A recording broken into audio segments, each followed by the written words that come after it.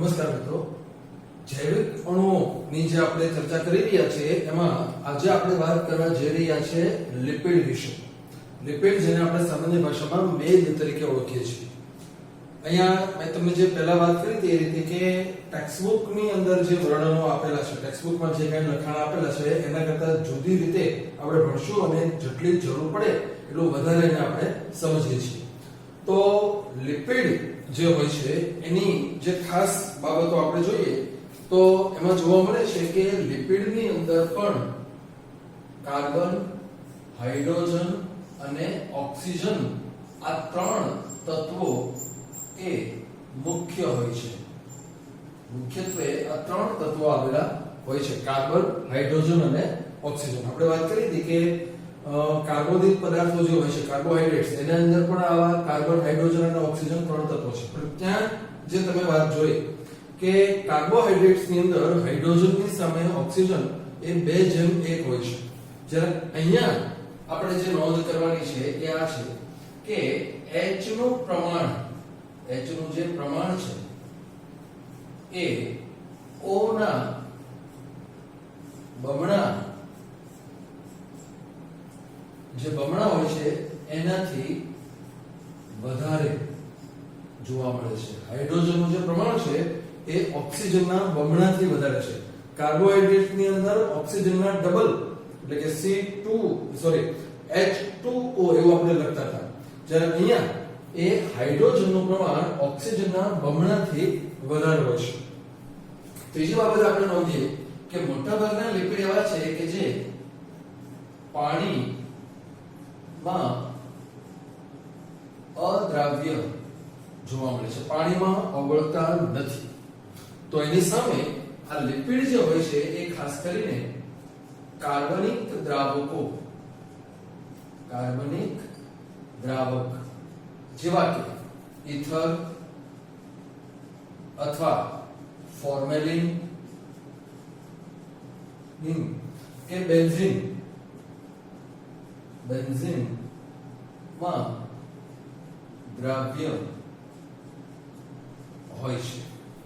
પાણીમાં નથી ઓગળતા લિપિડ, પરંતુ આ ઇથર, ફોર્મેલિન, આલ્કોહોલ, બેન્ઝીન આવા જે પણ પેટ્રોલ, કેરોસીન એ બધા જ કાર્બનિક દ્રાવકોમાં દ્રાવ્ય છે. આપણને ખ્યાલ છે કે આપણા કપડા ઉપર જ્યારે તેલના ડાઘા પડે છે, શાક કેવા કોઈ વસ્તુ પડે અને તેલના ડાઘા પડે તો સામાન્ય પાણીથી ડાઘા નહીં નીકળે, કારણ કે ચરબી જે અથવા તો મેદ જે ચોંટી ગયું છે એ પાણીથી જશે નહીં, પાણીની કોઈ અસર જ નહીં થાય. પરંતુ જ્યારે એની ઉપર કેરોસીનના 2-3 ટીપા મૂકી થોડું ઘસવામાં આવે તો જે લિપિડ છે એ ધીરે ધીરે કેરોસીનમાં ઓગળતું જશે અને ત્યાંથી ડાઘ નીકળી જશે. આ જ કારણ છે કે આવા તેલના ડાઘા દૂર કરવા માટે કેરોસીન કે પેટ્રોલ એનો ઉપયોગ કરવામાં આવતો હોય છે. તો આવા જે છે એ કેટલાક સામાન્ય લક્ષણો એ આપણને જોવા મળે છે. હવે ખાસ આપણે જે વાત કરવાની છે એ છે લિપિડ ના બંધારણીય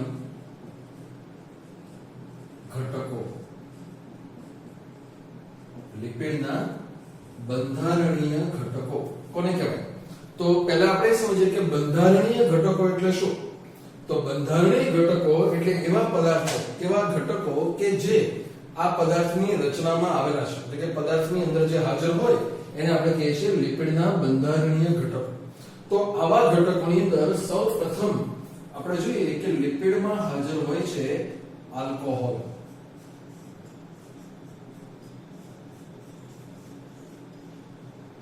લિપિડમાં હાજર હોય છે આલ્કોહોલ. તો તમે જુદા જુદા જે રાસાયણિક પદાર્થો હોય છે એની અંદર હાજર ક્રિયાશીલ સમૂહો વિશે જાણો છો કે આલ્કોહોલ ત્યારે કહેવામાં આવે છે એવા પદાર્થો કે જેમની અંદર ઓછામાં ઓછો એક OH સમૂહ હાજર હોય છે. એટલે OH સમૂહ ધરાવતા જે હોય છે એ આલ્કોહોલ હોય છે. હવે અહીંયા આપણે જોઈએ કે આલ્કોહોલ જે લિપિડમાં, આપણે અત્યારે લિપિડના રચનાની વાત કરીએ છીએ, તો આમ આલ્કોહોલ ઘણા બધા પ્રકારના છે, પરંતુ આપણે લિપિડના ઘટક તરીકે આલ્કોહોલની વાત કરીએ ત્યારે આપણને જોવા મળે કે આલ્કોહોલ 2 પ્રકારના હોય છે. ખાસ કરીને આલ્કોહોલના જે પ્રકારો છે એમાં આપણે સૌથી પહેલી વાત કરીએ છીએ એ એ છે mono hydroxy alcohol. Mono hydroxy alcohol, અહીંયા એનું નામ જે છે એ ખૂબ જ અર્થસભર છે. મોનો એટલે એક, હાઇડ્રોક્સી એટલે હાઇડ્રોક્સિલ OH સમૂહ, આલ્કોહોલ એવા આલ્કોહોલ કે જે અહીંયા આપણે લખીએ કે એક OH જૂથ ધરાવે છે. એવા આલ્કોહોલ કે જેની અંદર એક જ OH સમૂહ આવેલો હોય એને આપણે મોનોહાઇડ્રોક્સી આલ્કોહોલ તરીકે ઓળખીએ છીએ. અલબત્ત આપણા શરીરની અંદર જે મોટા ભાગના લિપિડ આવેલા છે એમાં મોનોહાઇડ્રોક્સી આલ્કોહોલ ખૂબ ઓછું હોય છે, બહુ ઓછી જગ્યાએ જોવા મળશે, પણ હોય છે ખરો, એટલે આપણે એની ચર્ચા કરીએ છીએ. તો આ છે મોનોહાઇડ્રોક્સી આલ્કોહોલ. બીજો આલ્કોહોલ જે અહીંયા આપણે જોઈએ છીએ, નંબર B લખીએ આપણે, તો એ છે ટ્રાય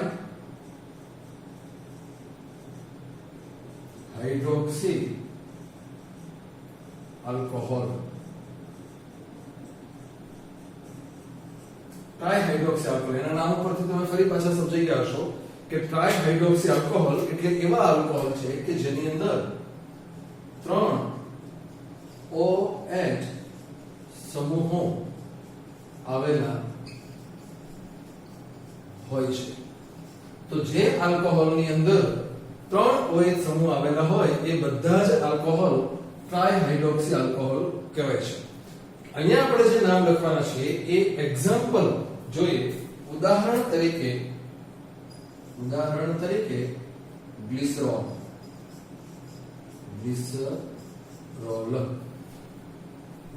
ગ્લિસરોલની રચના કેવી હોય એને સમજવા માટે આપણે એનું બંધારણીય સૂત્ર પહેલા સમજીએ.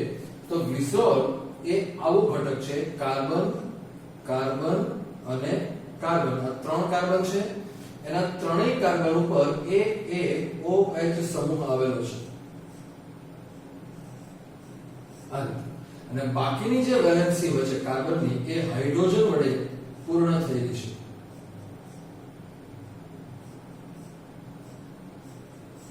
એટલે એક્ચ્યુઅલી એ શું ગણાય છે? તો અહીંયા કહેવાય છે એને CH2OH, CHOH અને CH2OH. તો આવી રચના એ ગ્લિસરોલની છે. હવે જો IUPAC તમે કાર્બનિક પદાર્થોના ને એવા બધા નામ જોતા હશો તો તમે જુઓ કે આ 3 કાર્બનની શૃંખલા છે. સિંગલ બોન્ડ છે એટલે આલ્કેન સમૂહ, આલ્કેન જે શ્રેણી છે એનો સમૂહ છે ત્રીજો સમૂહ. ત્રીજો જે ઘટક છે સભ્ય એ છે પ્રોપેન. અને પ્રોપેનના 3 કાર્બન ઉપર એક OH છે, હાઇડ્રોક્સી સમૂહ છે. એટલે આ જે પદાર્થ છે એનું નામ છે એ છે ટ્રાય હાઇડ્રોક્સી પ્રોપેન. ટ્રાયહાઇડ્રોક્સી પ્રોપેન. તો ગ્લિસરોલ નું બીજું નામ છે ટ્રાયહાઇડ્રોક્સી પ્રોપેન અને એ આ રચના છે. હવે અહીંયા ખાસ યાદ રાખજો, આપણે વાત કરી રહ્યા છીએ લિપિડના ઘટક. તો આપણા શરીરની અંદર ઘણા બધા લિપિડ એવા છે કે જે પોતાની રચનામાં ગ્લિસરોલ ધરાવે છે, ઉપરાંત બીજું કંઈક છે. પરંતુ આ ગ્લિસરોલ એ પોતે જ એક સ્વતંત્ર લિપિડ તરીકે પણ વર્તે છે. ગ્લિસરોલ જે છે એને સ્વતંત્ર લિપિડ તરીકે પણ ઓળખવામાં આવે છે, એક સાદો લિપિડ છે. આપણે જોશું કે આની સાથે બીજા ઘટકો જોડાય તો પણ લિપિડ બને છે, પણ ગ્લિસરોલ પોતે પણ એક લિપિડ તરીકે વર્તે છે, એની ક્રિયાઓ અમુક કરે છે. તો આ જે છે લિપિડના બંધારણીય ઘટકોમાં સૌથી પ્રથમ એ છે આલ્કોહોલ. હવે આપણે બીજા ઘટકની વાત કરીએ તો બીજો ઘટક જે આપણને જોવા મળે છે એ છે ફેટી એસિડ. Fatty acid. તો પહેલા આપણે જોઈએ ફેટી એસિડ્સ કોને કહેવામાં આવે છે. તો એની રચના જે હોય છે એ આવી હોય છે કે એની રચનામાં કાર્બોક્સિલિક એસિડ વત્તા હાઇડ્રોકાર્બન શૃંખલા આ એનું મેઇન બંધારણ છે. ફેટી એસિડ ક્યારે રચાય તો એ બને છે એક કાર્બોક્સિલિક એસિડ અને એની સાથે હાઇડ્રોકાર્બનની લાંબી શૃંખલા. હવે અહીંયા ખાસ ધ્યાન રાખજો, કાર્બોક્સિલિક એસિડ તો નક્કી છે કે COOH તમે જાણતા હશો, એ એનું જે ક્રિયાશીલ સમૂહ છે COOH એટલે કાર્બોક્સિલિક એસિડ અને એની સાથે જોડાય છે હાઇડ્રોકાર્બનની શૃંખલા. એટલે અહીંયા આપણે લખીએ કાર્બોક્સિલિક એસિડ એ છે COOH, આ કાર્બોક્સિલિક એસિડ છે અને હાઇડ્રોકાર્બન શૃંખલા એ કાર્બન અને હાઇડ્રોજનની શૃંખલા છે. તો હવે આપણે જોઈએ કે આવી ફેટી એસિડ જે હોય છે એ કેવા હોય. તો એના માટે આપણે લખીએ છીએ ફેટી એસિડ ના પ્રકારો. ફેટી એસિડના પ્રકારો કેવા હોઈ શકે તે આપણે જોઈએ. તો એની અંદર જે સૌપ્રથમ પ્રકાર આપણે જોઈએ છીએ એ છે સંતૃપ્ત ફેટી એસિડ્સ. સંતૃપ્ત ફેટી એસિડ કોને કહેવાય એ આપણે સમજીએ. તો યાદ રાખો કે ફેટી એસિડની રચનામાં આ તો નક્કી છે કે કાર્બોક્સિલિક એસિડ હોય છે એટલે એ COOH તો ધરાવે છે. એટલે જે પ્રકારો એટલે આમાં કોઈ ફેરફાર નથી થવાનો. કાર્બોક્સિલિક એસિડ ગમે ત્યાં હોય એટલે આ જ હોય. એનો અર્થ એમ થાય કે જે કંઈ પ્રકારો છે એ આના આધારે છે. કોના આધારે? હાઇડ્રોકાર્બન શૃંખલા કેવી છે એના આધારે. તો એના માટે આપણે સમજીએ કે જે હાઇડ્રોકાર્બન શૃંખલા છે એના આધારે આ સંતૃપ્ત ફેટી એસિડ કોને કહેવાય. તો એવા ફેટી એસિડ યાદ રાખીએ આપણે, એવા ફેટી એસિડ કે જેમાં આવેલી હાઇડ્રોકાર્બન શૃંખલા બધા જ એક બંધ ધરાવે છે. એટલે શું? તો કે હાઇડ્રોકાર્બનની જે લાંબી શૃંખલા છે કાર્બનના બેકબોન એટલે કે કાર્બનના માળખાથી રચે. તો દરેક ક્રમિક કાર્બનની વચ્ચે સિંગલ બોન્ડ છે. પરિણામ એવું આવે છે કે આવું હોવાને કારણે શૃંખલાને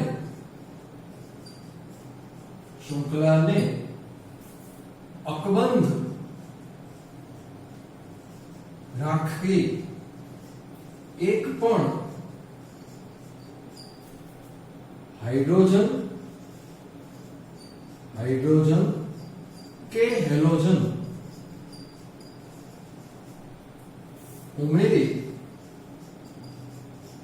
શકાતા નથી. હાઇડ્રોજન કે હેલોજન ઉમેરી શકાતા નથી. ત્યારે શૃંખલાને અકબંધ રાખીને શૃંખલા તૂટવી જોઈએ નહીં. તો આવા જે ફેટી એસિડ હોય છે એને આપણે સંતૃપ્ત ફેટી એસિડ કહીએ છીએ. એના ફરી પાછા બે પ્રકારો છે. ફોર એક્ઝામ્પલ એનો એક પ્રકાર છે ટૂંકી શૃંખલા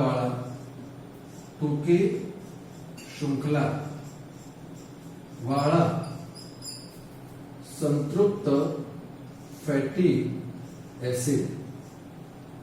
નામ આખું આ રીતે છે, ટૂંકી શૃંખલા વાળા સંતૃપ્ત ફેટી એસિડ. એવા છે કે જેમાં કાર્બનની સંખ્યા 3 થી 8 ની વચ્ચે હોય છે. 3 4 5 6 7 અથવા 8. તો આવા જે ફેટી એસિડ્સ હોય છે એને આપણે ટૂંકી શૃંખલા વાળા ફેટી એસિડ નામ આપીએ છીએ.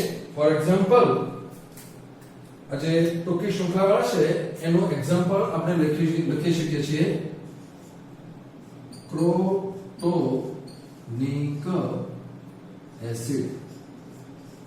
ક્રોટોનિક એસિડ.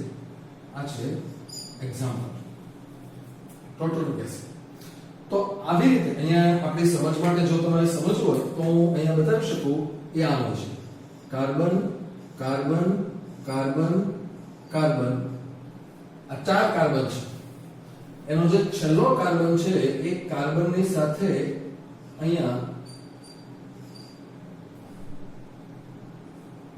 કાર્બોક્સિલિક એસિડ આમ જોડાયેલું છે જ્યારે અહીંયા આ હાઇડ્રોજન હાઇડ્રોજન હાઇડ્રોજન હાઇડ્રોજન અહીંયા હાઇડ્રોજન હાઇડ્રોજન હાઇડ્રોજન હાઇડ્રોજન અને હાઇડ્રોજન અહીંયા તમે જાણવા માટે કે આ જે સૂત્ર છે એ આનું નથી આ માત્ર એક્ઝામ્પલ છે અને આ જે છે એ તમારી સમજણ માટે છે તમારી જાણ માટે કે આવા હોય છે તો અહીંયા તમે જુઓ કે આટલો ટુકડો જે દેખાય છે આ ભાગ એ કાર્બોક્સિલિક એસિડ છે કાર્બોક્સિલિક એસિડ અને અહીંયા છે હાઇડ્રોકાર્બનની શૃંખલા પણ તમે અહીંયા જુઓ કે ક્યાંય એક પણ વેલેન્સી ખાલી નથી અને એક પણ વેલેન્સી ખાલી ન હોવાને કારણે આ શૃંખલાને એમનામ રાખો તો કોઈ નવો હાઇડ્રોજન કે હેલોજન એમાં ઉમેરી નહીં શકાય એનો બીજો પ્રકાર આપણે લખીએ છીએ એ છે લાંબી શૃંખલા વાળા સંતૃપ્ત ફેટી એસિડ લાંબી શૃંખલા વાળા સંતૃપ્ત ફેટી એસિડ તો અહીંયા ફરક એવો જ છે માત્ર કે આ એવા છે કે જેની અંદર કાર્બનની સંખ્યા 8 કે વધુ હોય છે મોટા ભાગે 8 કરતા વધુ હોય છે તો એનું જે એક્ઝામ્પલ છે દાખલા તરીકે ઓલિક એસિડ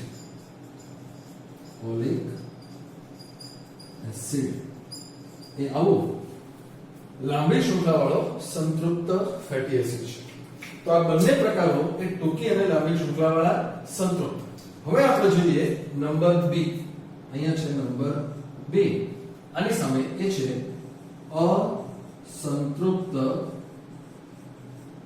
ફેટી એસિડ અસંતૃપ્ત આ હતા સંતૃપ્ત અહીંયા આપણે જોઈએ છીએ અસંતૃપ્ત ફેટી એસિડ કોને કહે તો એની વ્યાખ્યા એ આના આધારે જ આપણે અહીંયા લખશું કે શૃંખલામાં એક કે વધુ દ્વિબંધ કે ત્રિબંધ હોવાથી હાઇડ્રોજન કે હેલોજન પરમાણુ ઉમેરી શકાય હાઇડ્રોજન કે હેલોજન પરમાણુ ઉમેરી શકાય છે એનું એક એક્ઝામ્પલ અહીંયા આપણે પહેલા જોઈ લઈએ કે આ જે છે એ ફરી પાછા બે પ્રકારના છે એ છે ટૂંકી શૃંખલા વાળા અસંતૃપ્ત ફેટી એસિડ ટૂંકી શૃંખલા તો આની જેમ જ છે કે એની અંદર કાર્બનના પરમાણુઓ એ 3 થી 8 જોવા મળે છે ફોર એક્ઝામ્પલ અહીંયા આપણે લખીએ કે અહીંયા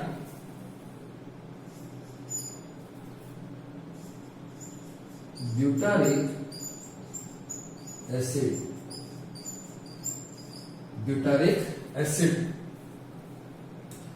તો બીજી બાજુ અહીંયા આપણે લખીએ નંબર બી એ છે લાંબી શૃંખલા વાળા અસંતૃપ્ત ફેટી એસિડ દાખલા તરીકે પામેટિક એસિડ અથવા અને સ્ટીઅરિક એસિડ તો આ બંને જે ફેટી એસિડ છે પામેટિક એસિડ અને સ્ટીઅરિક એસિડ એ લાંબી શૃંખલાવાળા અસંતૃપ્ત ફેટી એસિડ છે. તો એનું એક્ઝામ્પલ જે અહીંયા તમને બતાવવામાં આવે છે એના આધારે આપણે થોડું સમજીએ કે ધારો કે શૃંખલા આમ છે, carbon carbon double bond carbon, અહીંયા કાર્બન, અહીંયા ટ્રિપલ બોન્ડ કાર્બન, અહીંયા કાર્બન અને અહીંયા સી ડબલ બોન્ડ O અને અહીંયા OH. તો આ જે છેલ્લો ટુકડો છે એ તો ઓબ્વિયસલી આ કાર્બોક્સિલિક એસિડ છે. આ કાર્બોક્સિલિક એસિડ છે. અહીંયા જે છે આ હાઇડ્રોકાર્બન શૃંખલા. તો અહીંયા શું હશે એ સમજો તમે કે આ જે છે અહીંયા હાઇડ્રોજન હશે, આ હાઇડ્રોજન હાઇડ્રોજન, જ્યારે અહીંયા હશે આ હાઇડ્રોજન. ખાસ યાદ રાખજો વેલેન્સી પ્રમાણે જ બધું ગોઠવવું જોઈએ. આ કાર્બનના 4 બંધ બનશે તો 2 અહીંયા છે, 1 અહીંયા છે અને 1 અહીંયા છે. તો એ જ રીતે આના પણ 4 એ આ રીતે થશે. આ 2 અહીંયા છે, 1 અહીંયા છે અને 1 હાઇડ્રોજન સાથે. પરિણામ એવું આવશે કે હવે આ કાર્બન ઉપર એક પણ વધારાના હાઇડ્રોજન નહીં હોય. અહીંયા આ એક હાઇડ્રોજન હશે, અહીંયા હાઇડ્રોજન હશે. એટલે આવી જે શૃંખલા છે એમાં તમે જુઓ કે જો તમે અહીંયાથી આ એક બંધ તોડી નાખો, આ એક બંધ, તો એ બંને કાર્બન ઉપર એક એક વેલેન્સી ખાલી થશે. શૃંખલા નહીં તૂટે, શૃંખલા તૂટશે નહીં અને છતાં ત્યાં 2 હાઇડ્રોજન ઉમેરી શકાશે અથવા હેલોજન ક્લોરીન બ્રોમિન કે આયોડિન ઉમેરી શકાશે. જો અહીંયા એક હજુ તોડી નાખો તો હજી બીજા 2 હાઇડ્રોજન સમારશે, કારણ કે અહીંયા 2 ઉપર એક ખાલી થશે. અને હજી એક બંધ તોડી નાખો તો બીજા 2, એટલે ટોટલ હજી અહીંયા 2 ને 2 4 ને 2 6 હાઇડ્રોજન કે હેલોજન ઉમેરી શકાય એવી શક્યતા છે. ઉમેરાઈ જશે પછી એ સંતૃપ્ત બની જશે. યાદ રાખો, ઉમેર્યા પછી એ સંતૃપ્ત બની જશે જેટલે શક્ય છે એટલું. પણ અત્યારે હાલમાં આ અસંતૃપ્ત છે. કારણ તો કે આમાં હજુ વેકેન્સી છે. તો આવા જે ફેટી એસિડ હોય છે એને આપણે અસંતૃપ્ત ફેટી એસિડ તરીકે ઓળખીએ છીએ. હવે અહીંયા આપણે સમજી લઈએ કે લિપિડની જે રચના હોય છે એમાં 2 ઘટકો છે, આલ્કોહોલ અને ફેટી એસિડ. કયા પ્રકારના આલ્કોહોલ સાથે કયા પ્રકારનો ફેટી એસિડ જોડાય એના આધારે અલગ અલગ પ્રકારના લિપિડ બને છે. ખાસ યાદ રાખજો, અહીંયા મેં માત્ર તમને આ 2 જે રસાયણો છે એ સમજાવ્યા છે કે લિપિડની રચનામાં મોટાભાગે આવા 2 કેમિકલ્સ આવેલા હોય છે. એક આવેલો હોય છે આલ્કોહોલ અને એક બીજો આવેલો હોય છે ફેટી એસિડ. પણ અહીંયા આપણે જોઈએ કે આલ્કોહોલના 2 પ્રકાર છે, મોનોહાઇડ્રોક્સી અને ટ્રાઇહાઇડ્રોક્સી. આ બાજુ ફેટી એસિડના પણ 4 પ્રકારો આપણે જોયા. પહેલા મેઇન 2 પ્રકારો સંતૃપ્ત અસંતૃપ્ત અને એના બંનેના 2 પ્રકારો ટૂંકી લાંબી શૃંખલાઓ. તો અહીંયા આપણે જોશું કે કેટલા બધા પ્રકારના લિપિડ શક્ય છે. દાખલા તરીકે અહીંયાથી આપણે લઈએ મોનોહાઇડ્રોક્સી આલ્કોહોલ. તો આવો આલ્કોહોલ એ આમાંથી કોઈ પણ એક પ્રકારના ફેટી એસિડ સાથે જોડાય એટલે એક પ્રકારનો લિપિડ હશે. આ બાજુ ટ્રાઇહાઇડ્રોક્સી આલ્કોહોલ છે. તો આવો આલ્કોહોલ પણ આમાંથી કોઈ પણ પ્રકારના ફેટી એસિડ સાથે જોડાય તો એમાંથી પણ અલગ પ્રકારના લિપિડ બને છે. એટલે લેબોરેટરીની અંદર, કેમિસ્ટ્રીની લેબોરેટરીમાં જો આપણે તપાસ કરીએ તો આપણને આવા ઘણા બધા પ્રકારના લિપિડ્સ મળી આવે છે. પણ આપણે એમાંથી માત્ર એવા જ લિપિડની ચર્ચા કરીશું કે જે સામાન્ય રીતે સજીવ શરીરમાં જોવા મળે છે. એટલે જ્યાં સુધી શરીરની વાત છે એ શરીરની અંદર જોવા મળે એવા જ લિપિડ વિશેની ચર્ચા આપણે કરવાની થશે. કયા પ્રકારના આલ્કોહોલ કયા પ્રકારના ફેટી એસિડ સાથે જોડાય અને કેવા પ્રકારના લિપિડ બને એ બધી જ ચર્ચાઓ આપણે કરીશું. એટલે આપણે આમ તમે આઈડિયલી જુઓ સંખ્યાની દ્રષ્ટિએ તો એક આ આલ્કોહોલ મોનોહાઇડ્રોક્સી અને 4 એટલે 4 ફેટી એસિડને વારાફરતી આની સાથે જોડો એટલે 4 પ્રકારના લિપિડ બને. ફરી પાછો આ ટ્રાઇહાઇડ્રોક્સી છે તો ટ્રાઇહાઇડ્રોક્સીને ફરી પાછા 4 ફેટી એસિડ સાથે જોડો તો બીજા 4 લિપિડ બને. એટલે ટોટલ 8 મેઇન પ્રકારો લિપિડના બને. તો આ તો મેઇન પ્રકારો છે.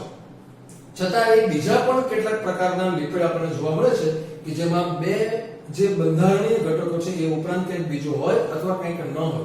એને પણ આપણે બધા ડિટેલમાં ચર્ચા કરીશું કે કેવી રીતે અલગ અલગ પ્રકારના બધા લિપિડ સર્જાતા હોય છે. અત્યારે આપણે ખાસ આ જોઈએ કે આ બધા જે પ્રકારના પદાર્થો છે એ પદાર્થો સંયોજનને એ લિપિડ જેવા પદાર્થોની રચના થતી હોય છે. બાકીની જે ચર્ચાઓ છે એ બધી પછી આપણે નેક્સ્ટ લેક્ચરમાં કરીશું.